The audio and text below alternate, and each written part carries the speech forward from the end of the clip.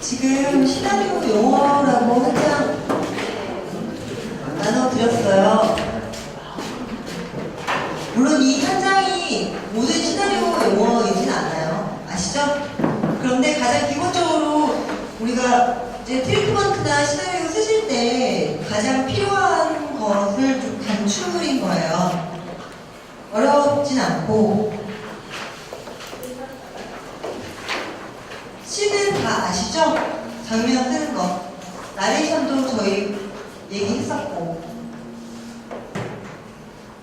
페이드 인, 페이드 아웃 알고. 오버랩은 아시나요? 여기 전화 오시는데. 윙 소리 있었어요. 오버랩은 아시나요? 오버랩이 뭘까요? 화면이 겹쳐지는 거예요. 가끔 그런 거 있죠. 소설 봐도 그런 거 있잖아요. 민수의 얼굴 위로 아버지의 얼굴이 오버랩 됐다. 겹쳐지는 걸 말해요. 오버랩. 자, 그 다음에 클로즈업은. 클로즈업은 다들 아시는 것처럼 뭐 손을 크게 보이거나 눈을 크게 보여주거나. 이 클로즈업은 언제 쓴다? 강조할 때, 강조하고자 할 때 꼭 의미 있게 쓰셔야 돼요. 그냥 컷을 나누기 힘들어서 클로즈업을 계속 넣으시면 안 돼요. 손 넣었다가 발 넣었다가 눈 넣었다가 상대편 눈 넣었다가 상대편 손가락 넣었다가 이러시면 안 돼요. 의미 있게 쓰시고. 일단 펜은 뭘까요? 패닝한다. 카메라가 여기 있다 그러면 카메라를 이렇게 돌리는 거예요. 이 방법을 왜 쓸까요? 내가 어떤 이야기를 해주고자 할 때 전체를 한번 훑어주기 위해서 여기에 지금 어떤 사람들이 어떤 모습으로 앉아있는지를 알려주기 위해서, 그러니까 배경 설명, 해설 정도, 현장 설명 정도가 된다고 생각하시면 돼요. 틸트는 펜이 옆으로 돌아가는 거라고 하면 틸트는 아래 위로.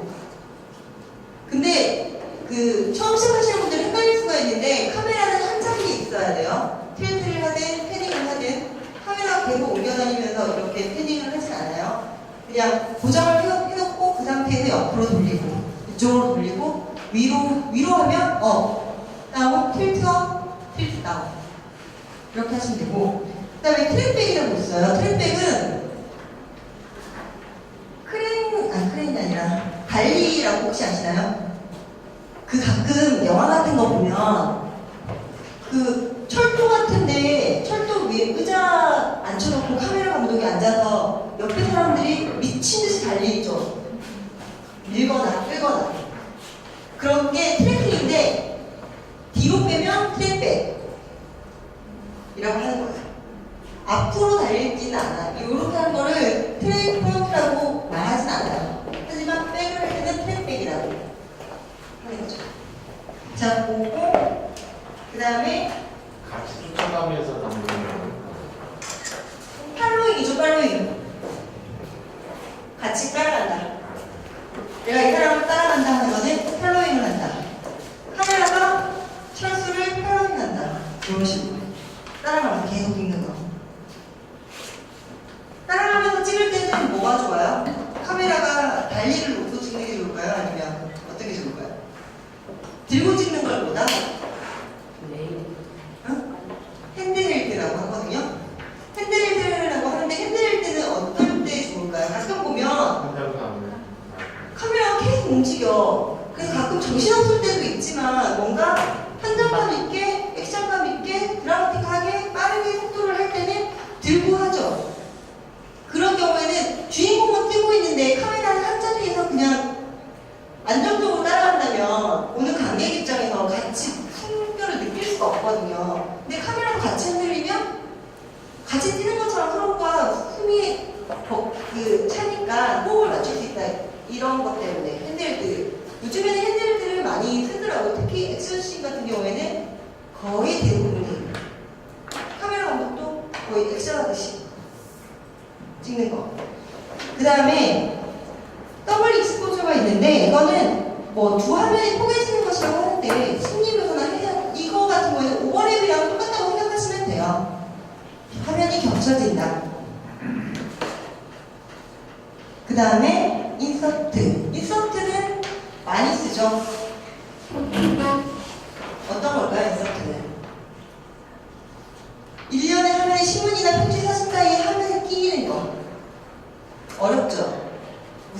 모르겠죠. 그냥 쉽게 생각하시면 돼요. 밑에 보면 인터컷이라는 말도 있는데 인터컷이라고는 잘 안 쓰시고요. 그냥 인서트를 동일하게 보시면 돼요. 뭐 엘리베이터 안에서 두 남녀가 뭐 연애를 하고 있는 장면이 막 이렇게 보여요. 보이다가 순간적으로 눈이 보여요. 그러다가 다시 연애를 하고 있는 거예요. 그러면 인서트예요. 그게 눈이. 그거 한 장면으로 어떤 효과를 얻을 수가 있다? 이 장면을 누군가가 보고 있다. 기록하고 있다. 곡선을 줄 수 있겠죠. 강력한 임팩트를 주기 위해서 순간적으로 인서트 컷을 쓰는 경우가 많아요. 인서트나 인서트 컷이나 같은 개념으로 생각하시면 돼요. 플래시컷, 플래시백. 이것도 플래시백. 이 방법은 많이 사용하는 거죠. 현재에서 과거로 돌아갈 때 플래시백. 시나리오 쓰다가 안 풀리면 대부분 플래시백으로 넘어가죠. 왜? 설명하려고. 나 설명해야지만 내가, 그러니까 플래시백이나 플래시백을 꼭 필요해서 쓰는 경우도 있고, 어떨 경우에는 내가 설명을 하지 못해서 나를 작가 자신을 이해시키기 위해서 플래시백을 쓰는 경우가 있어요. 그럴 경우에는 의미 없는 장면이 되기 때문에. 그리고 예전에는 플래시백이 굉장히 첨단 방법이라고, 획기적인 방법이라고 해서 요걸 다 썼던 경우가 있어요. 네, 번지 점프를 하다 같은 경우도 현재에서 계속 플래시백 돼서 과거 보여주고 뭐 이런 식으로 한번 붐이 일었던 적이 있는데, 아직도 간간히 쓰이긴 하지만 꼭 필요치 않으면 안 쓰시는 게 좋으세요, 요즘은. 자, 그 다음에 M은 효과음악.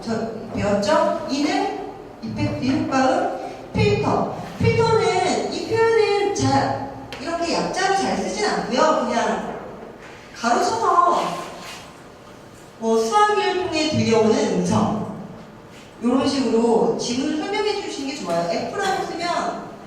F라고 쓰면 잘 모르는 경우도 있어요.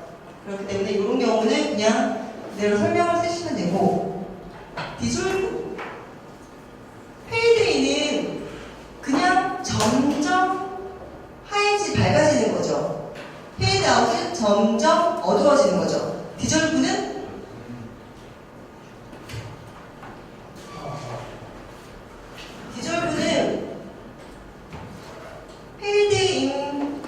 페이드 아웃 같은 경우에는 앞에 화면이 밝아졌다가 그냥 블랙이 되는 거예요, 블랙이. 근데 디졸브 같은 경우에는 앞에 화면이 서서히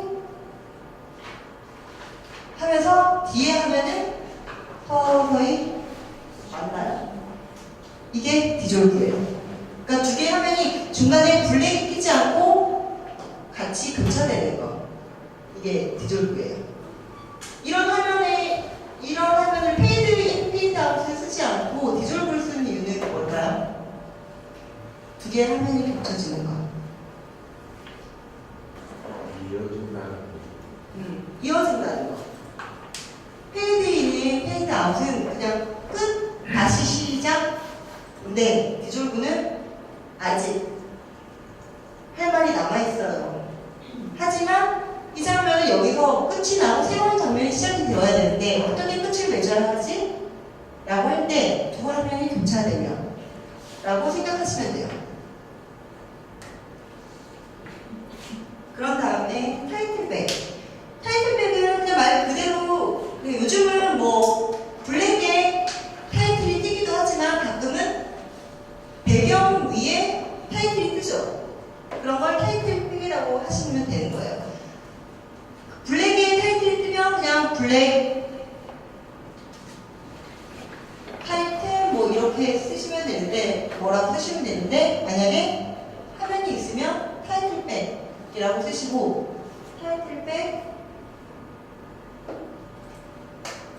타이틀백이 뭔지 적어주셔야겠죠. 어떤 화면인지, 어떤 화면이 배경이 되는지를 적어주시고, 그 다음에 타이틀이라고 적어주셔야 돼요. 이렇게. 일단 그 시나리오 책을 사시면, 뭐 영화 연출이나 이런 책을 사시면 요거는 굉장히 많아요. 하지만 그 모든 걸 잘 쓰지도 않을 뿐더러 그 현장에서 잘 쓰지 않아요. 잘 요 정도 기본적인 것만 카메라가 이렇게 움직였다. 틸트업을 쓸 때, 우리가 스냅을 쓸 때 이 사람을 천천히 아래 위로 훑었다 라고 하면 어떤 표현, 어떤 용어를 써주시면 될까요? 틸터. 아래로, 요런 게, 그러니까 아래로 상하게 훑었다, 아래에서 뭐 위로 훑었다, 아니면 주위를 한번 천천히 둘러보았다. 요런 거.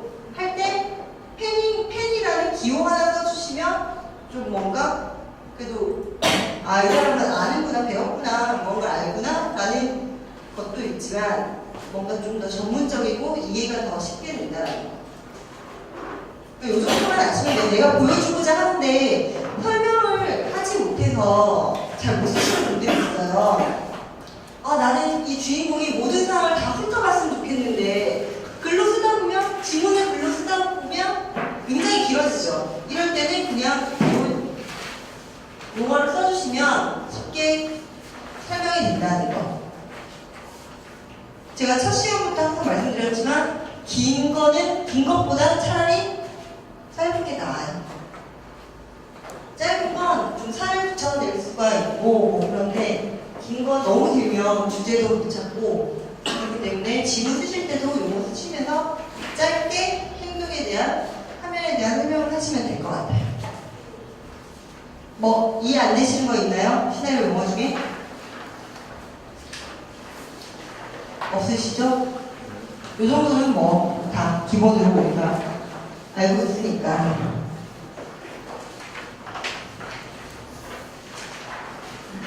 그 펜이나 틸트에서 네. 일단 카메라를 중심점을 같이 움직이는 거예요.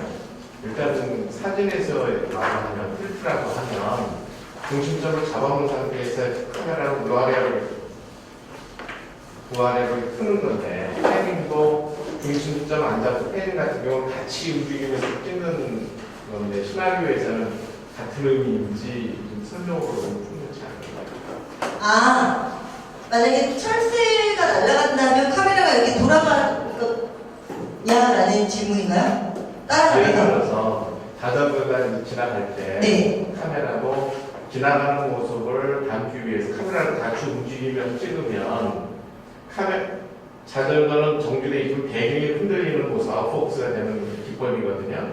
근데 그거를 같이 움직이는 거죠. 여기서 보면 중심점 잡고 움직인다고 하는 것도 달라질 테고, 우아래로 하는 것도 중심점 잡고 이렇게 하는 것도 달라질 텐데. 만약에 그 자전거를 타고 가는 사람이 주인공이면 중심점이 주체가 되는 게 자전거죠. 따라가는 거. 그것도 패닝이죠. 중심점이 무엇이냐에 따라 움직이는 자전거를 잡아야겠다 하면 자전거가 이렇게 같이 따라가는 것도 패닝. 중심점은 있어야죠. 왜냐면 학교 앞에서 내가 시작을 해야겠다. 안 그러면 전체를 다 훑을 수는 없잖아요. 이렇게. 지금 뭐 학교 앞에 뭐 학교 운동장에서 들리는 아이들의 목소리, 학교를 하교하는 사람들의 목소리, 뭐 이런 게 보면 학교가 전체 풀샷으로 보였을 거 아니에요. 그때 지나가는 뭐 승자씨 카메라가 따라간다, 패닝한다, 뭐 이런 식으로 할 수가 있는 거죠. 질문을. 대답이 됐나요? 안 되신 것 같은데? 그런 식으로 뭐 얘기를 해줄 때 내가 왜 무엇이 중심이 돼서 전체 풀샷이 있었는데 지나가는 승자씨, 자전거를 타고 지나가는 승자씨 하면 그냥 카메라가 서서 계속 그냥 그 자리에서 풀샷으로 보여줄 수가 있어요. 근데 풀샷으로 그냥 정지 상태에서 학교 운동장 그리고 아이들만 보여줬을 때 화면이 굉장히 심심하겠죠. 그런 경우에 따라가는 걸 한번 패닝을 해주는 경우도 있고 아니면 그냥 카메라 앞을 지나가도록 정지를 박아둘 수도 있고 여러 가지 방법이 있는 거죠. 근데 내가 이 사람이 어디로 가고 있는지를 쫓아가고 싶어. 그런 경우에는 펜이라고 써주시면 돼요. 사진이든 뭐든 중심축은 있어야겠죠. 예를 들어서 틸트에서요. 네. 내가 우아래를 찍는다는데, 예를 들어서 내가 주인공을 보고 있는데 얼굴이 표정하고 내가 다리를 이제 내린다고 했을 때 우아래가 되잖아요. 근데 그렇게 안 하고 중점을 놓은 상태에서 그 렌즈를 위로 하거나 아래로 하게 되면 상이 왜곡이 되는 거거든요. 네, 그렇죠. 이게 왜곡을 말하는 건지 아니면 우리 공간 아니요. 아래로 하는 건지. 그 중심에서 만약에 내가 허리에서부터 틸트업을 하는 경우는 틸트업을 했을 경우에는 딱 거기서 끝이 나야 되는 거예요. 그러니까 왜곡이 되는 게 아니라 화면을 그냥 틸트업이나 틸다운을 하는 이유는 그것을 더 자세하게 보여주기 위함이에요. 만약에 예를 들어서 손가락 장난을 막 이렇게 하고 있어요. 손가락 장난을 하고 있는데 얘가 어떤 표정으로 왜 이렇게 하는지를 보여주고 싶은 거예요. 처음에는 손가락을 막 보여주다가 손가락 보여서 틸트업을 해서 그 사람의 얼굴을 보여주는데 굉장히 뭔가 긴장하고 초조한 듯한 표정을 보여줬을 때 이 사람이 손가락을 해서 이 사람이 긴장을 하고 있구나. 결국에는 틸트업을 했던 거는 긴장했다라는 걸 좀 더 효과적으로 표현해주기 위해서 틸트업을 한 거예요. 그런 식으로 왜곡의 잔상이나 이런 걸 만들려고 하는 게 아니라 임팩트를 주기 위해서 그렇게 생각하시면 될 것 같아요. 또 질문 있으신가요? 자, 그러면 혹시 지금 4회차 수업이고 오늘 마지막인데 다들 어떠셨나요? 도움이 되셨나요? 네. 너무 짜고 싶어. 아닌 것 같은데? 불안한데?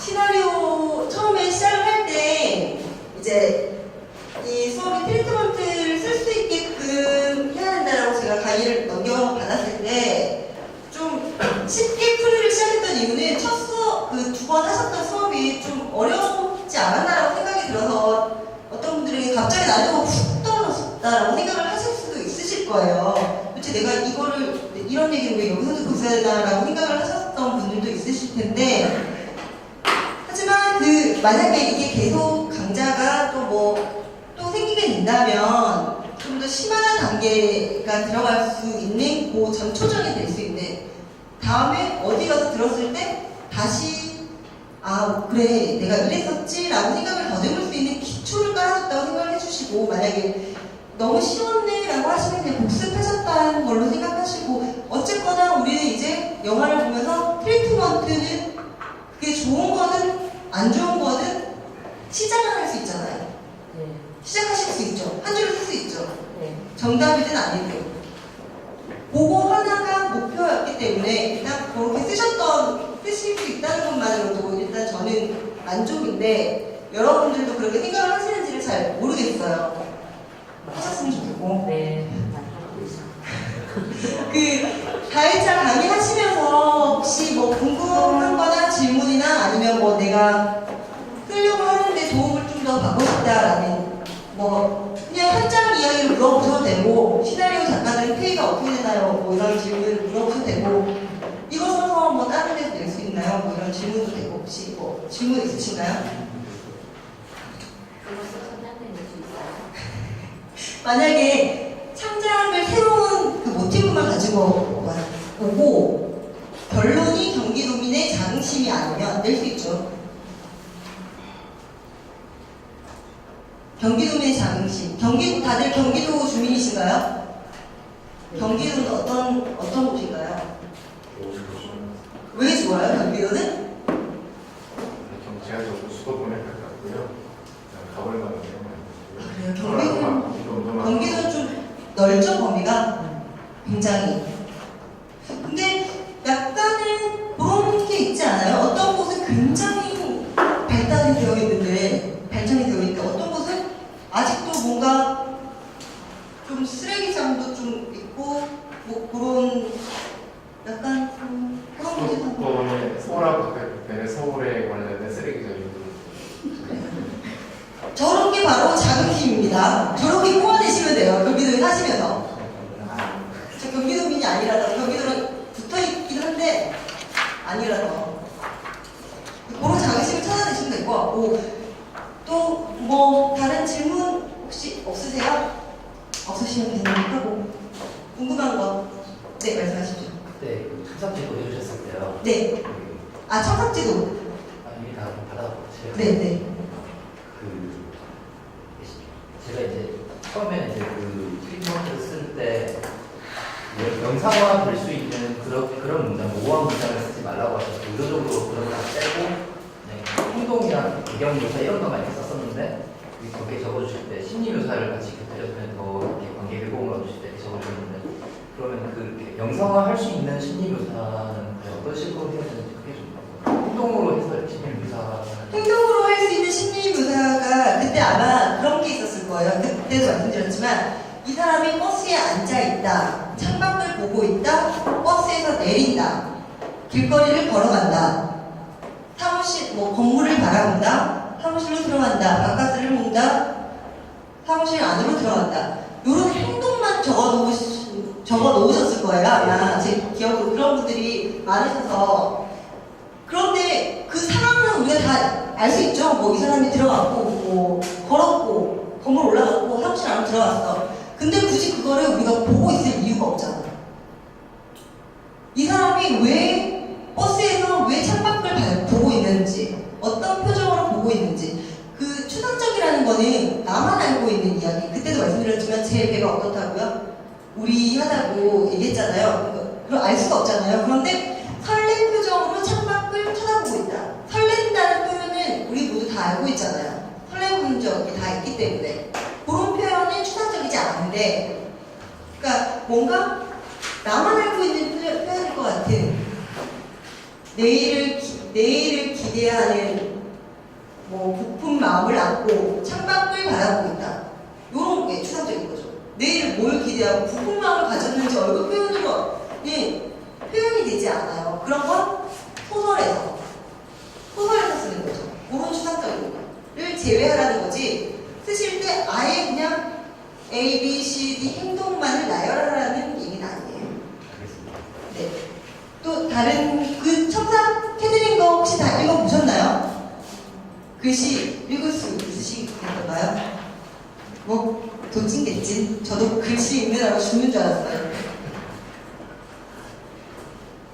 그 도움이 됐으면 좋겠고 항상 하는 말이지만 100% 정답은 아니라는 거. 그리고 어제 안 오셨던 분들도 나중에 수업 끝나고 찾아가시면 될 것 같고 또 뭐 다른 거 질문 사항 없으신가요? 그 영화 감독 중에요. 실제 촬영도 하고 시나리오도 쓰고 그런 사람들이 많잖아요. 네, 많죠. 그러면 우리는 시나리오를 보는데 시나리오 쓸 때에 더 구체적인 표현을 위해서 실제 촬영을 하게 되면 그러한 여러 사항을 더 절실하게 옮길 수 있지 않나요? 뭐 어떻게 되나요? 그런 게 있어요. 시나리오 작가가 영화 감독이 되면 처음에 좀 오류를 겪는 경우는 있어요. 현장을 잘 몰라서. 그리고 내가 생각했던 걸 표현하기가 힘들거든. 근데 영화 감독들이 직접 쓰면 좀 디테일하게 나와요. 감정선을 연결시키지 못하더라도 컷 하나하나는 어떻게 찍었는지를 해서 갖다 붙일 수도 있거든요. 그래서 영화 감독들이 시나리오를 조금 더 세세하게 쓰는 경우가 있어요. 이게 이야기가 되든 안 되든. 그 사람들은 모든 컷을 내가 어떻게 찍어야 되는지를 알아서 컷관리를 다 하기 때문에 이 시나리오가 그래서 제가 시나리오를 계속 쓰고 싶으시면 그 시나리오를 많이 보라고 말씀드렸잖아요. 시나리오를 많이 보고 영화도 많이 보는데 한 번쯤은 제작을 해보시는 것도 좋은 방법이에요. 찍어보는 거. 핸드폰 들고 나와서 아니면 뭐 그룹별로 해서 두세 명이 해서 우리 뭐 뮤직비디오 한 편 만들어볼까? 그런 거. 그런 거 장난식으로 어렵지 않거든요. 그냥 즉흥적으로 노래 하나 정해서 그렇게 만들어보는 거예요. 세 명씩 한 팀이 돼서. 만들어서 이렇게 뭐 편집 같은 거 요즘에 그 어플이 있더라고요. 편집기 돌리면 편집 다 되더라고요. 그렇게 편집을 해보면 이 장면에서 내가 설명을 쓸 때, 시나리오를 쓸 때 어떻게 써야 되는지를 좀 더 잘 알 수가 있죠. 그래서 친구분들이랑 좀 친해지셨잖아요, 다들. 아직 아닌 것 같아요. 아니 뭐 서로 대면 누구신가요? 이런가요? 네. 왜 그러세요? 이렇게 또 다른 수업에서 만날 수 있으니까 친하게 지내고 교류의 장을 한번 만들어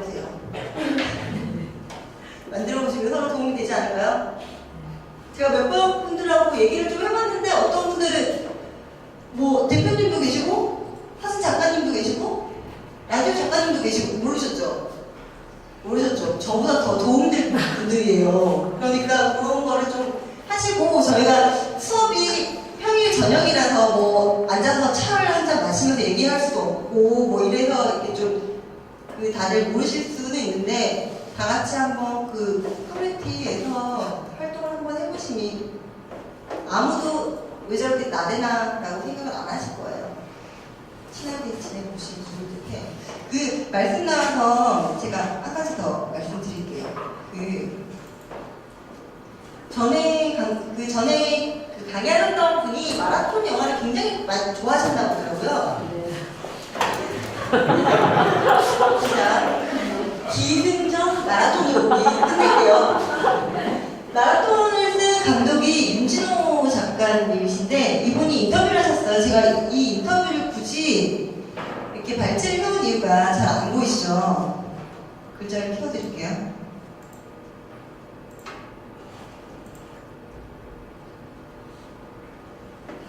자, 이 작가가 여러분들이랑 비슷해요. 시나리오 수업을 받아본 적이 없대요. 전 이 문구가 가장 눈에 들어왔어요. 직장인이 대부분이어서 반쯤을 졸고 있었고 무언가 써보려고 하지도 않기에 2달 만에 그만두었다. 문화센터 강좌를 들어갔는데 그런 거죠. 이렇게 다들 그냥 시간 때우기 졸고 재미가 없는 거죠. 이 사람이 택한 게 교재가 아니라 이 사람 특이하게 책을 안 샀더라고요. 책을 안 사고 시나리오를 먼저 공부를 했대요. 시나리오를 보면서 시나리오로만 공부하다가 책을 샀는데 시나리오 어떻게 쓸 것인가라는 책을 샀대요. 이 책 같은 경우에는 저희가 이제 수업을 하면 한번 사서 원하는 책이긴 해요. 그래서 강의하면 한 달 동안은 이 책은 빌릴 수가 없죠. 다른 수업을 빌리려고. 허나 한 달만 기다리시면 계속 보실 수 있어요. 학구열은 딱 한 달까지 있기 때문에. 이 책 한번 보시면 굉장히 쉽게 풀이를 해놨어요. 하지만 말씀드리지만 책 먼저 파고 들어가진 마세요. 우리가 어디 가서 시나리오는 어떻게 쓸 것인가 강의를 할 것도 아니고 논문을 쓸 것도 아니고 발표를 할 것도 아니기 때문에 그냥 시나리오를 구해서 보심이 낫다는 거. 쓰다가 결국에는 습작을 처음 했던 게 마라톤이래요. 대단하신 분이죠. 뭔가 이분도 있었던 거겠죠. 뭐 정말 타고난 재능에 노력에. 근데 나도 뭐 마라톤 같은 거 쓰면 이렇게 얘기할 수 있을 것 같아요. 뭐 노력하지 않았지만. 아예 안 하고. 그래서 이게 뭐야, 나 뒷배경에서 미친 피 터지게 싸웠는데 그냥 뭐 이렇게 얘기할 수 있을 것 같아요. 이거. 자, 이 사람이 마라톤이라는 걸 처음 썼을 때 시나리오 공부도 안 했고 마라톤 썼는데 실화잖아요, 실화. 실화를 가지고 실화를 바탕으로 썼잖아요. 그랬기 때문에 좀 더 쓰기 쉬웠다라고 얘기를 해요. 실화를 변형을 조금씩 해서 주제를 찾아서 캐릭터를 만들어서 했기 때문에 정말로 이게 실화긴 하지만 초원이라는 캐릭터가 영화 속 캐릭터랑 똑같진 않거든요. 캐릭터를 변형을 시켰고 그런 부분들이 있기 때문에 지금 여러분들이 하시는 것도 뭐 실화에서 바탕이 되는 거기 때문에 우리 모두 마라톤 같은 영화를 쓸 수 있다는 거예요. 결론이 너무 튀었나요? 선생님 어저께 그 주식 김시풀기 네. 것 같아요. 저는 그걸로 끝나는 거예요. 그게 전체 실제 내용이에요. 그 영화. 네. 아, 시나리오 읽어보셨나요? 네, 아니 어제 트리프한테 주신 거예요. 네네네. 그게 끝이에요. 그러니까 그 사람이 자살을 했는데 죽지 못하고 섬에 혼자 고립돼요. 고립해서 혼자 살다 보니까 처음에는 도와달라고 했는데 나중에는 헬로우라고 난 여기 살기 좋다는 거지. 그렇게 하다가 그거를 보게 되는 어떤 방콕에 갇혀있던 정여원이라는 캐릭터가 나타나면서 그 섬을 찾아가서 이루어지는 뭐 이런 거. 트리프한테서는 정여원이 왜 그 남자한테 그렇게 호감을 보이고 마지막에 가서 그렇게 약간 왜 공포증 가지고 있잖아요. 방 밖으로 나가는 네네. 그걸 그렇게 쉽게 벗어나는데 사실 크리스마스로는 싹 다가오지 않았거든요. 이 영화 상으로도 다가오진 않아요. 문제는. 그렇기 때문에 트리트먼트가 그런 거예요. 그냥 제가 생각해보기에는 어제 다들 끝까지 간다 보면서 작가의 의도를 우리가 해석하기 시작했죠. 강아지가 왜 짖지 않을까? 저는 전혀 몰랐고. 생각해보면 김시표력에서 그냥 정여원이 왜 갑자기 그 사람에게 그렇게 홀렸을까라고 생각을 해보면 김씨도 혼자의 공간에서 혼자서 행복하게 살아가잖아요. 근데 나는 나만의 공간에서 혼자 못 나가고 이러니까 공격의 대상이 되지 않았을까. 그래서 뭔가 선망의 대상이 되니 좀 빨리 사랑에 빠지지 않았을까. 저도 선생님처럼 생각을 하고 그래서 자료를 좀 뒤져봤어요. 인터넷 검색을 했는데 처음 한 번 보면 뭐 이런 재미없는 영화가 있다가 다시 보니까 이 영화 좋다 막 이런 관계성 비슷한 네티즌의 댓글들이 막 있는 거여서 저 혼자 생각에 왜 트리트먼트는 내가 이 댓글에 받은 공감하지 못할 정도로 이렇게 약간 났는데 댓글들이 이 정도인 거 보면 실제 영화를 보면 되게 좋으려나? 이런 생각을 했거든요. 뭐 그런 경우도 있고, 전에 제가 수업 시간에도 한번 말씀드렸지만, 워킹걸이라는 영화 말씀드렸잖아요. 트리트먼트는 이게 뭐야. 돈 주고 보기 아까운 영화. 하지만 진짜 보고 나면 괜찮다고. 그런 식인데, 일단 모르겠어요. 저는 별로 좀 약간 1인극 같은 영화잖아요. 그게. 1인극 같은 영화인데, 1인극 같은 영화 같은 경우에는 상황이나 에피소드가 굉장히 다양해야 돼요. 근데 김시표력이 같은 경우에는 그렇지 못했지 않나라고 생각을 해서 잘 모르겠어요. 영화를 보고 느끼는 감정은 다 다르기 때문에 뭐라고 말씀드릴 수가 없지만 저는 제가 좋아하는 장르는 아니었어요. 공교롭게 어제 주신 또 하나의 트리트먼트인 나의 독재자 네. 그것도 역시 이해준 감독 네네. 거더라고요. 그 이해준도 검색해봤더니 시나리오랑 감독이랑 같이 하시는 네네네. 되게 많이 작업을 하셨던데 특별히 그분의 작품을 2개나 가지고 오셨던 이유가 있으시나요? 일단은 제가 아는 분이 대본을 쓰셨어요. 소속사에 해서. 네. 그래서 구할 수가 있었죠. 하다가 아무리 해도 글을 한 100개 올려야지만 트리트먼트를 나한테 제공한다는 그 카페의 글을 보고 이게 뭐야. 아니 나보고 시나리오나 시나리오를 한 100개를 올리래요. 올리면 준다는 거예요. 저도 하루에 다니는 게 아니라 100일 동안 하루에 하나씩. 그래서 내가 그냥 트리트먼트를 쓰고 만다라는 생각에 고민을 하다가 맞다. 친구가 시나리오를 쓰고 있구나 라고 생각을 해서 저는 물어봤더니 가지고 있더라고요. 그래서 작가예요. 요거 2개를 써서 구한 거죠. 그러니까 작가인데도 불구하고 자기 것밖에 안 들고 있다는 거는 트리트먼트 진짜 구하기 힘들다는 거예요.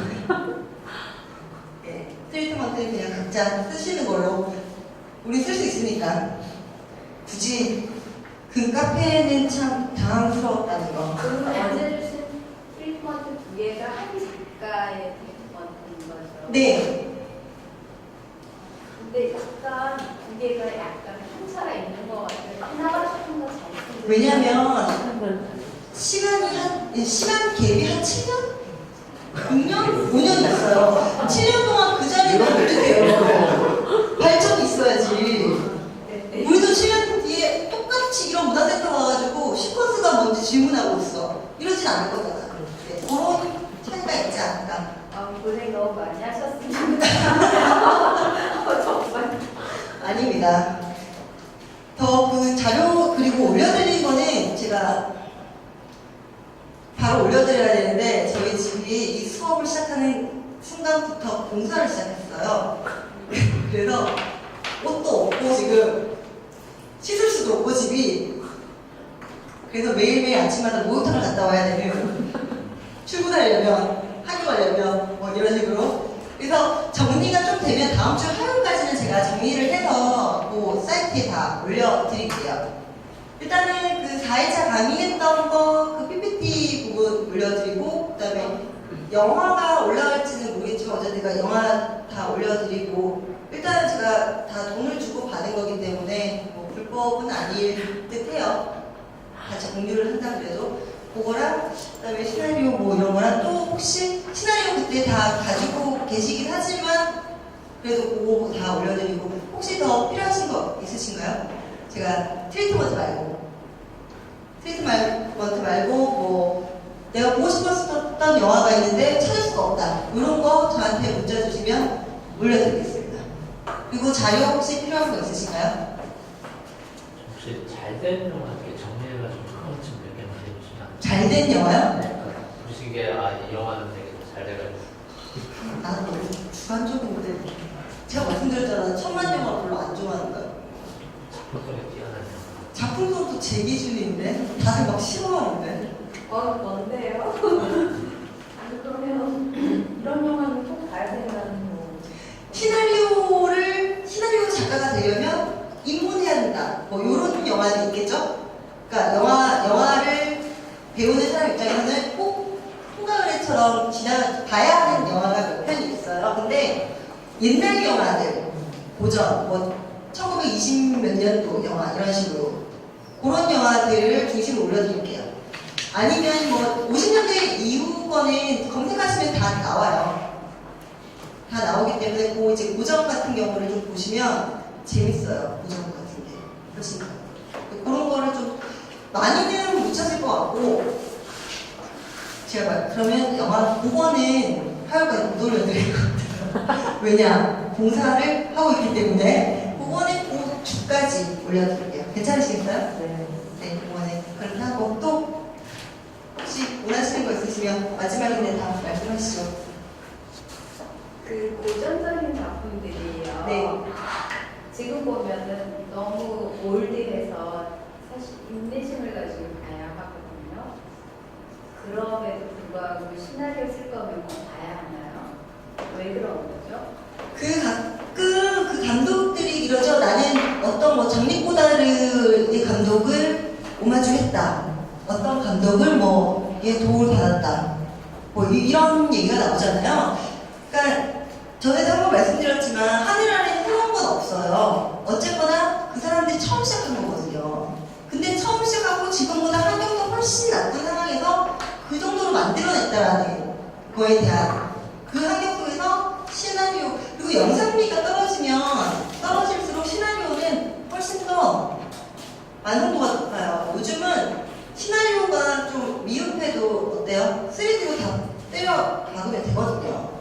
사람들 눈만 호강시키면 굳이 뭐 내용 그냥 보고 재밌었다 하면 좋은 거죠. 뭐 저도 뭐 영화 보고 나면 재밌어 재미없어 에이 뭐 이렇게 하지, 야, 저 영화는 감독이 막 이런 거 같아, 이런 생각으로 저 장면을 찍었을 것 같아, 이런 얘기 안 해요. 영화 전공하는 사람들도.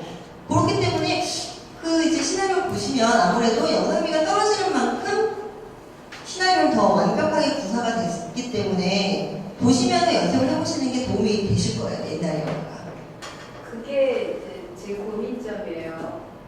기술로 다 커버가 되는데 뭐 그렇게 꼼꼼하고 예술적인 시나리오를 쓰려고 할까? 차라리 지금 대중이랑 소통할 수 있는 재밌는 상을 듣는 시나리오를 쓰는 게 좋겠다. 그러려면 어떻게 하냐, 이걸 고민해야 될 거거든요. 저 질문에 대한 대답은 제가 어디서 읽었는데, 작가가, 그러니까 여기서 시나리오 작가가 감독의 참고업자가 되지 않으려고 그러면 작가만의 세계관을 가져야 된다고 했어요.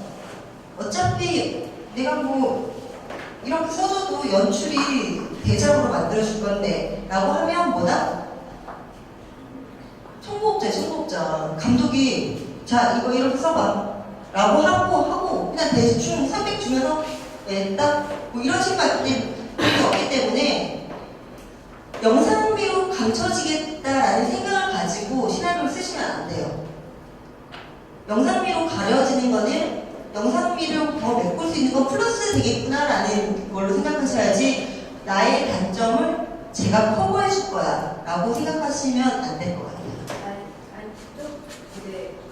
예, 선생님 얘기가 충분히 맞고요. 제가 조금 더 고민이 되는 지점은 감독의 합청업자인 그런 시나리오 글재미가 아니라 웬만하면 감독이 테크니컬하게 처리를 하고 감독이 정말 내 시나리오를 타하게 할 만큼 감독이 생각하지 못했던 부분, 이렇게 뭐 감각이라든가 소재 같은 거 개발해내는 거 그게 사실 필요하잖아요.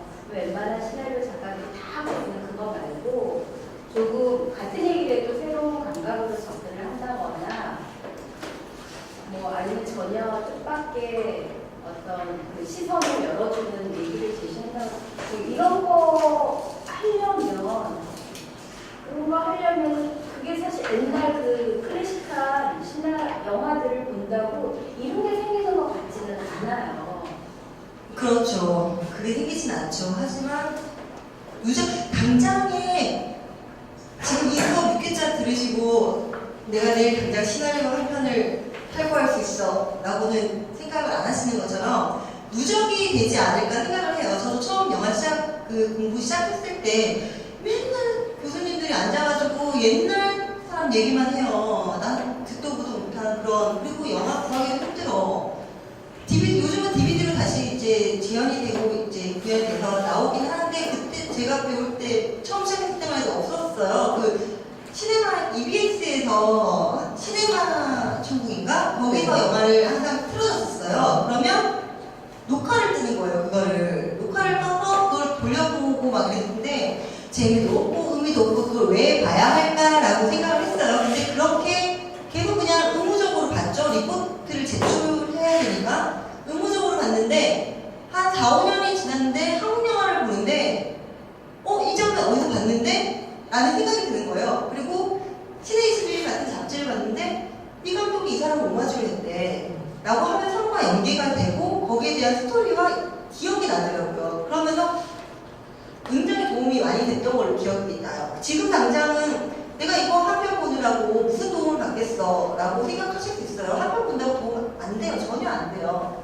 시간 낭비라고 생각하시고 그냥 쓰시는 거 쓰실 수도 있으세요. 하지만 언젠가는 그게 차곡차곡 쌓이면 도움이 돼요. 한 번쯤은. 근데 또 이제 계속 제 입장은 영화사에 기록되는 그런 클래식한 작품들이 사실 당시에 아주 제한적인 영화적 기술을 가지고 그만큼 새로운 테크닉을 개발했기 때문에 영화사에서 클래식으로 남는 경우들이 많이 있잖아요. 근데 이미 이제 지금은 아까 얘기하신 뭐 이렇게 필터 이런 것도 네. 잘 안 쓴다. 뭐 웬만한 이제 테크닉을 당시에 새로워서 많이 썼지만 벌써 한물간 게 많다니까 우리는 그 옛날에는 새로웠지만 지금으로서는 한물간 그런 기술들을 본 게 아니라 오히려 이거 처음에 뭐 OS가 거기 차장님이 오셔가지고 유튜브를 많이 보라고 하시더라고요. 네네네. 그게 너희들이 생각하지 못했던 새로운 감각을 줄 수 있다라는 식으로 지금 제한 자료를 볼 시간은 한정적인데 클래식한 영화를 쭉 봐야 되는지 유튜브를 좀 더 봐야 되는지 그게 어느 게 봐야 어느 걸 봐 어느 게 나한테 더 도움이 될지만 헷갈리는 거예요. 그거는 제가 그냥 설명을 드릴게요. 시나리오 내용에 충실하실지 보여주는 이미지 영상화 작업에 충실하실지를 선택하시면 될 거예요. 시나리오 내용에 충실하실 건지 영상화된 이미지에 충실하실 건지를 선택하셔서 만약에 후자면 유튜브나 뭐 비메오 이런 데서 영상을 보시면 될 것 같고 시나리오 내용이면 좀 더 깊이에서 이론적인 거나 다른 시나리오를 참고하시는 게 낫지 않을까라고 생각을 해요. 유튜브나 비메오 같은 경우는 영상 많이 올라오죠. 그런 거 보면 좋죠. 그 광고나 홍보 영상 하는 사람들이 필수적으로 보는 게 유튜브예요. 영상 트렌드가 어떻게 변하고 있는지를 보기 위한 그런 다른 거. 또 다른 거 혹시 질문 있으신가요? 애니랑 영화랑 많이 차이가 나요? 애니랑 영화랑 차이가 난다. 어떤 차이가 있을까요? 뭐 기술적인 부분을 얘기하지 않고 그냥 시나리오상으로 얘기를 하면 애니메이션은 좀 더 그 감성을 터치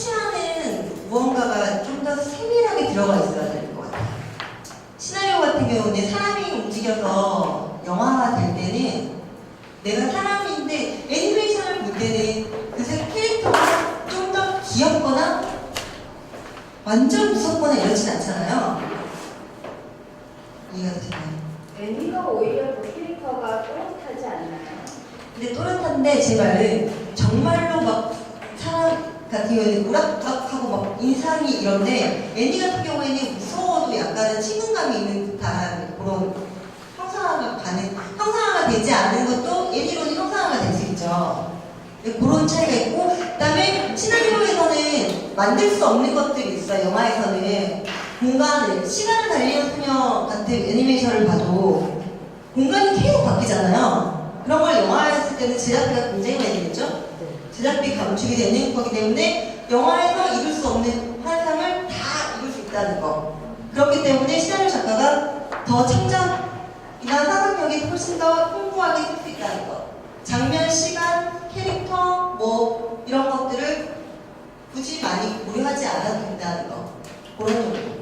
그리고 더 세밀하게 디테일하게 감정선을 노출해 주셔야 돼요. 애니메이션 어떻게 표정을 짓는다, 어떻게 한다를 약간은 추상적이라도 애니메이션은 만들 수가 있어요. 배우한테는 추상적으로 말을 하면 그걸 표현하지는 못하지만 애니메이션 같은 경우는 그거를 억지로 지어짜서라도 만들어낼 수 있어요. 그렇게 되면 그 캐릭터가 그런 추상적인 그런 이미지가 놀람이나 그런 게 하나의 표현이 돼서 나중에 어떻게 돼요? 그런 모습이 돼서 캐릭터화 돼서 인형으로 팔리죠. 그런 식으로. 좀 추상적인 표현도 애니메이션에서는 가능하다는 거. 그러니까 약간 제한이 전에 첫 시간에서 말씀드렸듯이 영화와 드라마, 뭐 연극 같은 경우에 있을 때도 제한이 있고 제한이 없고가 있었잖아요. 그렇게 보면 드라마, 영화, 애니메이션이라고 생각하시면 돼요. 애니메이션이 가장 자유롭고 그 다음이 영화고 그 다음이 드라마. 자유로운 건 디테일이잖아요. 네, 그렇죠. 그리고 등장인물이 영화보다 좀 더 많아야 돼요. 왜냐하면 그 영화 같은 경우에는 좀 풍성하지 않아도 되는데 애니메이션 같은 경우에는 모든 장면 하나에 디테일이 다 있어야 돼요. 만약에 그냥 거리라고 쓰시면 안 되고 애니메이션 같은 경우에는 어떤 건물을 다 작가가 제시를 해줘야 돼요. 제시를 해서 뭐 이 장면에서 어떤 게 하고 어떤 건물에서는 어떤 일이 벌어지고 어떤 건물에서는 뭐 어떤 일이 벌어지고 좀 더 나눠서 달라요. 그래서 애니메이션 시나리오 같은 경우는 그 보통 영화 시나리오보다 훨씬 양이 많아요. 그렇게 디테일하다라고 생각하시면 될 것 같아요. 애니메이션 보시려고요? 안 그럴 것 같으세요? 아니 저는 한국 애니메이션에 몇 년 전에 나온 마당을 나온 강타 네네. 이전과 이후가 아닌다라고 생각을 좀 네네. 그 마당을 나온 강타 이전과 이후. 이후로 네네네. 나뉘지 않을까. 근데 마당을 나온 강타 같은 거 보면은 등장인물이 이렇게 많은 것도 아니고 해서 등장인물이 암탉으로 정해져 있죠, 캐릭터가. 네. 그렇지 않을 경우에는 그 일본 애니메이션 같은 경우에는 캐릭터가 굉장히 서브 캐릭터가 굉장히 많잖아요. 그러니까는 그 이야기가 어떤 거냐에 따라서 서브 캐릭터가 많을 수도 있고 좀 그냥 일반 영화처럼 적당히 있을 수도 있는 것 같아요. 꼭 애니메이션이라고 서브 캐릭터가 많다라는 게 사실 언뜻 이해는 안 돼요. 그러니까 그 정하실 때 플롯이 구성이 되는 중요시되는 그 시나리오를 쓰실 건지 그렇죠. 캐릭터가 중심이 되는 시나리오를 쓰실 건지가 정해지겠죠. 플롯이 구성이 되면 중심이 되면 사건과 뭐 많은 이런 게 되겠죠. 캐릭터면 제목에서 나타날 수 있는 뭐 내 이름은 김산수 뭐 안타 그러면 캐릭터가 정해져 있기 때문에 굳이 캐릭터가 많지 않아도 된다라는 그 차이점. 네, 저도 그 차이지 그게 영화와 애니의 차이일까 좀 헷갈리는 거예요. 그런가요? 네. 저희가 할 때는 디테일로 차이를 좀 두고 있긴 해요. 영화 애니메이션을 할 때. 그렇게 디테일 디테일이 좀 있다라고. 마라톤에도 썩 캐릭터가 많은 것 같진 않은데 가족과 감독 정도라서. 네, 그렇죠. 마라톤 영화. 네. 네, 영화니까. 애니메이션은 좀 더 많고. 제가 아까 그렇게 얘기하지 않았나요? 네, 맞습니다. 네. 혹시 또 뭐 다른 거 있으신가요? 카메라 작법에 대해 좀 그게 카메라 작업이요? 웹툰. 웹툰이 영화 됐을 때 성공한 케이스 혹시 보셨어요? 고민하게. 응? 은밀하게? 아, 그건 아까 언급했듯이 그거는 김치였다이고. 이끼 어떠셨어요, 이끼? 괜찮았어. 웹툰이랑 영화 보셨나요? 이끼가 그나마 그 엄습하고 무서운 느낌을 가장 잘 표현하지 않았나라고 생각을 해요. 그 일단 웹툰이 영화됐을 때 잘 되지 않는 이유는 그 노출되는 방식이 달라서 그래요. 웹툰은 우리가 어떻게 봐요? 밑으로 보통 다 밑으로 내려서 보거나 아니면 이렇게 날려서 보죠. 날려서 봐서 다음 장면에 대한 연상이. 연상이 되면서 더 무섭고 호기심이 자극되는데 영화는 그 연상작용을 없애버려요. 왜냐면 컷 갑자기 무지 영상 이렇게 나올 수가 없거든요. 이유 없는 페이드 아웃이 있을 수는 없기 때문에 그렇기 때문에 아무래도 어렵고 한 가지 더는 웹툰 작가들은 내가 어떤 의도로 쓰고 어떤 캐릭터로 썼는지가 있어요. 하지만 아까 애니메이션처럼 영화로 표현할 수 없는 캐릭터들이 있어요. 그러면 각색이라는 과정을 거치게 되죠. 배우들이 연기할 수 있고 감독들이 찍을 수 있게끔 캐릭터를 만들었단 말이에요. 그러니까 원작에 있었던 그 내용이 조금 달라지게 되는 거죠.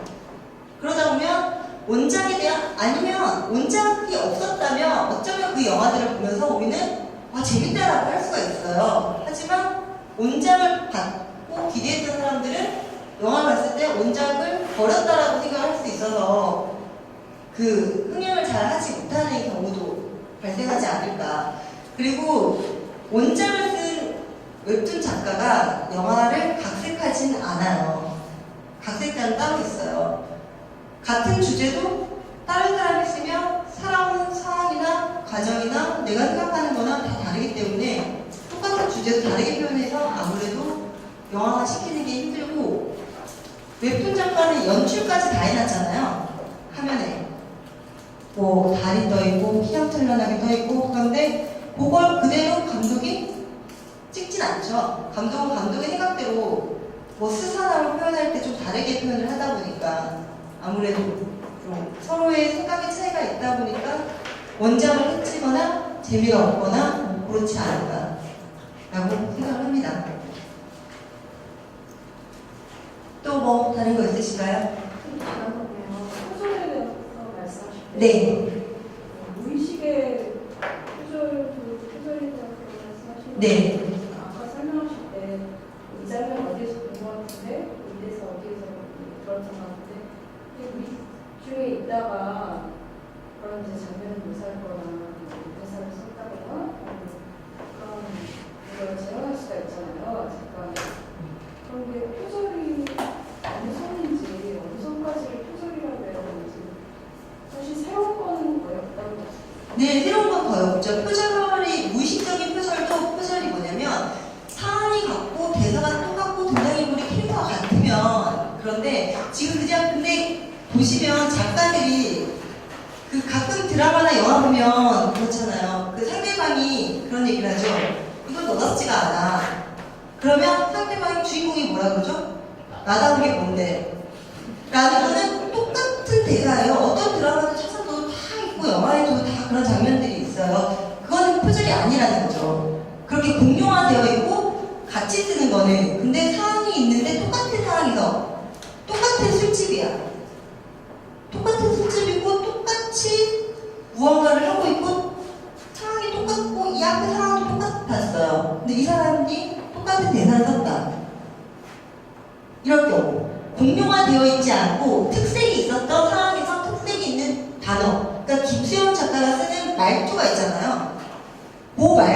내가 고상을 가지고 오면 표절이 돼요. 하지만 말투는 버리고 내용은 공용화되는 내용이 있죠. 제가 말씀드렸던 것처럼 똑같이 그냥 자주 쓰는 거. 뭐 택시를 탔는데 가끔 택시 타서 이런 말씀 해보신 적 있으세요? 뭐 아무데나 가주세요. 뭐 이런 말씀 해보신 적 있으세요? 택시 타서? 뭐 어디는 상관없어요. 뭐 이런 말씀 해보신 적 있으세요? 없잖아요. 근데 드라마나 영화 실현에 빠졌거나 성차에 있는 사람들은 택시 타면 뭐라 그래요? 아무데나 가주세요. 아무데나 가주세요 하죠. 택시기사 아저씨 뭐라고 해요? 가죠. 그런 장면을 갖다 쓴다고 해서 그건 표절이 아니라는 거죠. 똑같이 우리는 알아. 그냥 봐왔어. 학구적으로 학습화되어 있는 거는 표절이 아닌데 그런 거는 표절이 아닌데 그냥 그 작가만이 가지고 있는 특색 있는 거를 뺏어 쓰면 표절이 된다는 거죠. 그래서 그 연평해전 100원 표절 소송 걸린 거 보셨나요? 예, 이야기를 들었어요. 연평해전이 표절 소송이 걸렸어요. 근데 그 소송 금액이 100원이에요, 100원. 오탄한 줄 알았어요. 기자가 미쳤구나. 억을 뺐구나. 했는데 정말 100원이에요, 100원. 이런 경우에는 소송을 왜 걸었을까요? 이슈화하려고.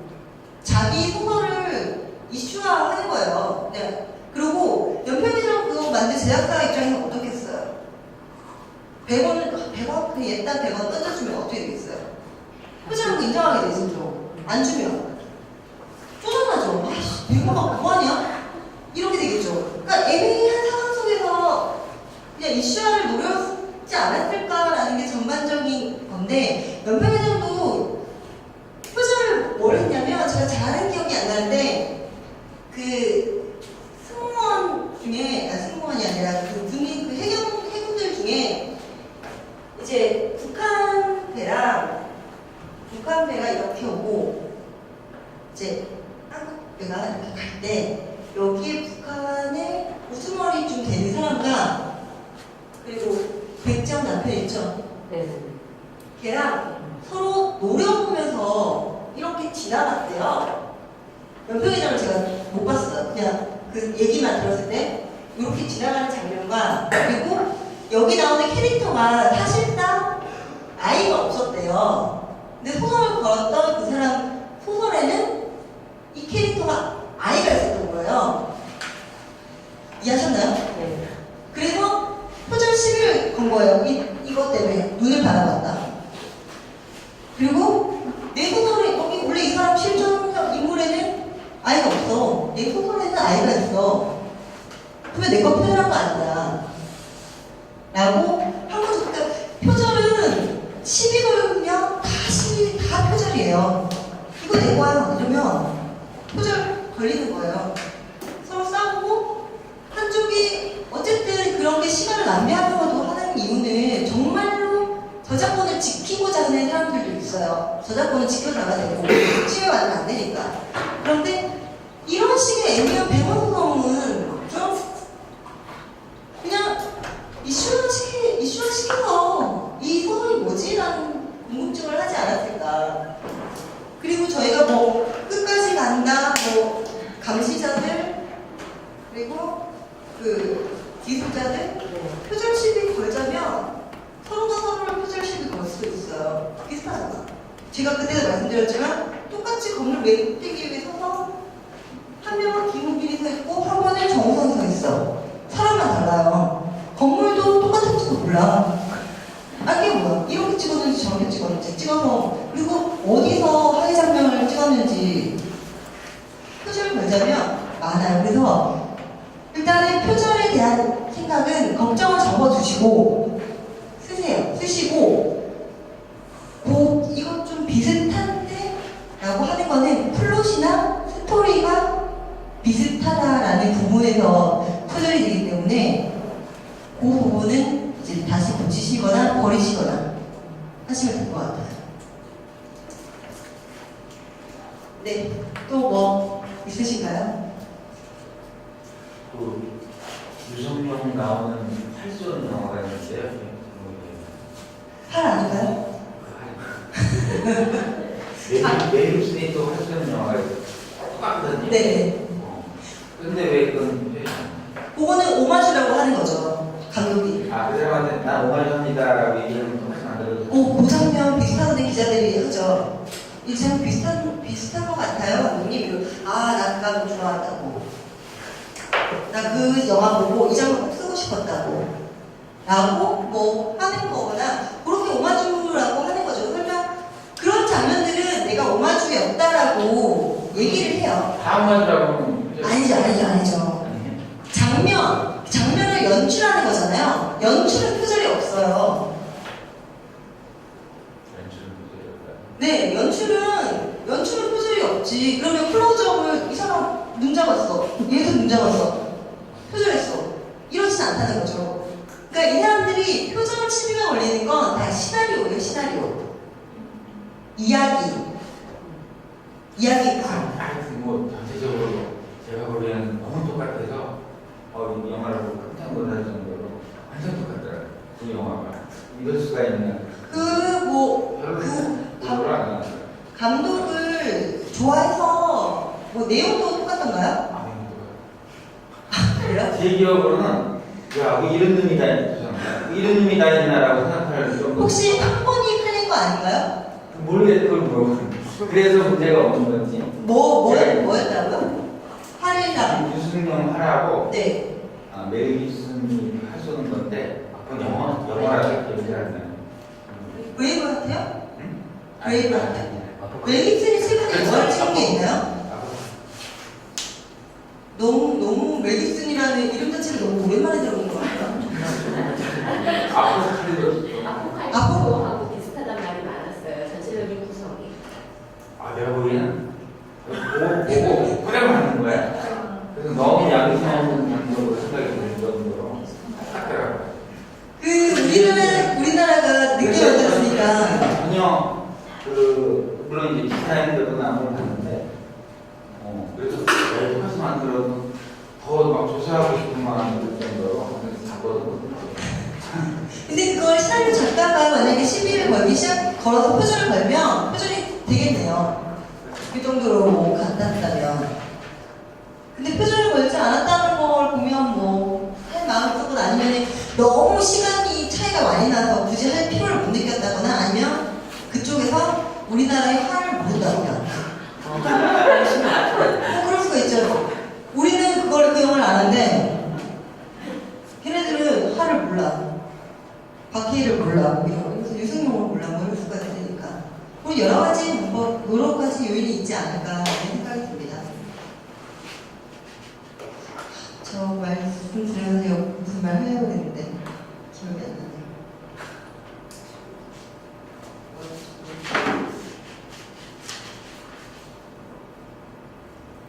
또 뭐 다른 거 시나리오 작가를 꿈꾸시나요? 영화 감독을 꿈꾸시나요?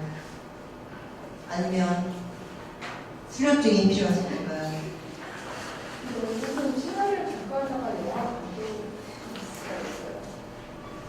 감독들이 네 그럼요. 왜냐면 작가들이 더럽게 시사해서 내가 만든다 라고 시작하면 감독이 되는 거예요. 그런 식으로 다들 시작을 해요. 아니면 내가 감독이 너무 내 마음을 몰라줘 라고 생각이 들면 이제 데뷔를 하는 경우도 있고. 근데 아까도 말씀드렸듯이 이제 글만 쓰시다가 현장을 나가면 장면을 좀 연출하기가 힘든 경우도 좀 있긴 해도 시나리오였다가 감독이 되시는 분들도 많죠. 감독일 경우에는 시나리오를 거의 요즘은 거의 다 쓰시고 각본 아니면 각색이라도 하시죠. 왜? 본인들이 본인 마음대로 찍고 싶은 당위성을 갖고 싶거든요. 네, 그렇다는 거. 사실 그리고 이제 앞으로 또 이런 시나리오 수업을 들으실 예정이 있으신가요? 없으신가요? 이걸로 끝인가요? 재미없으셨나봐요. 네? 이제 다음에 만약에 또 들으신다면 시나리오 수업에도 여러 클래스가 있잖아요. 기초도 있을 거고 정말 아니면 심화반 토익이랑 똑같다고 생각하시면 돼요. 토익에도 기초반 있고 심화반 있고 실전반 있잖아요. 보시면 토익 공부할 때도 똑같은데 실전반에 먼저 들어가서 2달 빡시게 하면 점수가 잘 나오거든요. 그러니까 다음에 들으실 때는 시나리오 실전반 같아. 정말 심한 그래서 시나리오 쓰기 수업을 한번 들어보시면 좀 더 들어보시고 다시 중간 단계부터 가시면 훨씬 더 쉬워지지 않을까라고 제안을 할게요. 그러니까 이게 나 이제 좀 쉬운 거 들었으니까 두 번째는 조금 수준 높여서 올라가야지 이렇게 하지 마시고 직접 시나리오를 쓸 수 있는 기회를 찾아서 쓰시고 거꾸로 다시 가는 방법을 그런 수업을 그 문화센터 한겨레 문화센터 아시죠? 한겨레에서 그런 걸 해요. 신의 20일 만들어내는 데서 거기 보면 그런 수업이 있는 것 같더라고요. 물론 돈은 내가 하지만 더 생각이 있으시면 그런 수업을 찾아가 보시는 것도 아니면 포카 아시죠? 거기 가면 무료 강의 있죠. 그거 찾아서 보시던가. 시작을 했으니 끝을 맺으셨으면 좋겠어요. 어쨌든가 20분짜리 시나리오를 한번 쓰시고 끝을 내시는 걸로. 저희 끝나는 무렵에 다시 질문드려서 죄송한데 저 같은 경우는 이제 다큐를 해보려고 하는데요. 제가 몇 편의 다큐를 이렇게 요즘 거를 좀 보면서 어떤 한 이야기를 쭉 가져가는 것보다 그 이야기에 이 사람 얘기, 이 사람 얘기, 이 사람 얘기를 꼭 옴니버스 형식으로 그렇게 보여주더라고요. 그런데 이제 저 같은 경우는 어떤 실제적인 인물들의 구성을 이 사람 이야기부터 시작해서 이렇게 왔다 갔다 해야 되는 건지 거짓 없이 일단은 지나갔던 그러니까 ING형이 아니잖아요. 독립운동 같은 이야기를 한다고 하면 그 실제적인 것들, 실제 있었던 거를 이제 보여주면서 찾아가면서 그때의 어떤 사상이나 그 가족 간에 있는 그런 것들을 보여줘야 되는데 이거를 이렇게 제가 플롯을 이렇게 구성해서 이렇게 가야 되는 건지 아니면 이야기처럼 풀어줘야 되는 건지 이런 게 방식이 있는 건지 다큐는 일단 나는 다큐를 만들 거야 이러면서 현장 나가서 먼저 무작정 찍어오시는 분들이 있으세요. 아무 생각 없이 난 다큐니까 모든 많은 자료와 많은 기록이 있으면 좋아. 그래서 미치듯이 찍죠. 나중에 편집을 하죠. 내가 무슨 얘기를 하려고 그랬지? 왜냐? 주제가 없으니까. 그러니까 다큐를 만드실 때도 주제를 정하시고 가셔야 돼요. 주제가 만약에 A라면 A에 관련된 소문자 A, 대문자 A, 뭐 이탈리아 A 뭐 이런 식으로 찍으셔야 되고 다큐 진행을 하실 때도 지금 그냥 연대기를 쭉 보내주시면 만약에 3대가 독립군이었던 거를 1대가 독립군이었고 2대가 독립군이었고 3대가 독립군이었던 다 독립군 얘기만 하면 재미가 없지 않을까라는 생각이 들어요. 어쨌거나 3대까지 왔다는 건 이들이 결혼을 해가지고 3대까지 온 거잖아요. 독립군의 아내 입장에서도 설명을 한번 들어보고 2대에서는 독립군의 아들이었던 사람의 입장에서도 얘기를 들어보고 3대에서는 정말로 독립군의 입장도 들어보고 왜냐하면 3대에 지금 독립군 분은 살아계시니까 그런 식으로 주인공이 달라지는 거죠. 그러니까 보는 시점에 변화를 주면 좀 플롯이 좀 다양해지지 않을까라는 생각을 저는 한 주인공은 한 명이 계속 바라봐야 된다 이런 생각이 좀 아니요 그러진 않으셔도 돼요. 네. 그러니까 독립군이라는 대상을 이제 입장을 대변해 주는 거죠. 우리 아버지는 독립군이었다. 나는 독립군이다. 뭐 이런 식으로. 우리 남편은 독립군이다. 뭐 이런 식으로. 이 변화를 주셔도 돼요. 한 가지로 쭉 가시면 지루해서 정말 다큐가 되는 지루한. 요즘 다큐멘터리 정말 재밌거든요. 예전에는 정말 다큐 저걸 왜 보고 있나 라고 생각이 들었는데 물론 나이가 들어서라는 뭐 그런 기준도 있겠지만 뉴스가 재밌게 느껴지면 나이가 든 거라고 하더라고요. 세상에 무엇보다 재밌는 다이나믹한 일들이 벌어지는 영화 같은 뉴스가 재밌어지고 나이가 든다는데 다큐가 예전보다 정말 많이 포맷도 달라지고 내용도 너무 붙고 그게 다 시점이 좀 다양해지고 풀어나가는 방식이 좀 다양해졌기 있기 때문이 아닐까. 그러니까 그런 식으로 한번 풀어내 보시면 되지 않을까 생각을 합니다. 또 없으신가요? 다이자 사업을 하시느라고 고생 많으셨고 9일날 뵙는 거죠. 9일날 다들 오시나요? 네. 보는 날인데 쉬는 날인데 다들 참석하시는 거죠. 아침부터? 네. 그러면 9일날 뵙는 걸로 하고 정말 많이 수고하셨고 아까 말씀드렸던 것처럼 도움이 되셨으면 하는 바람이 간절합니다. 수고하셨습니다.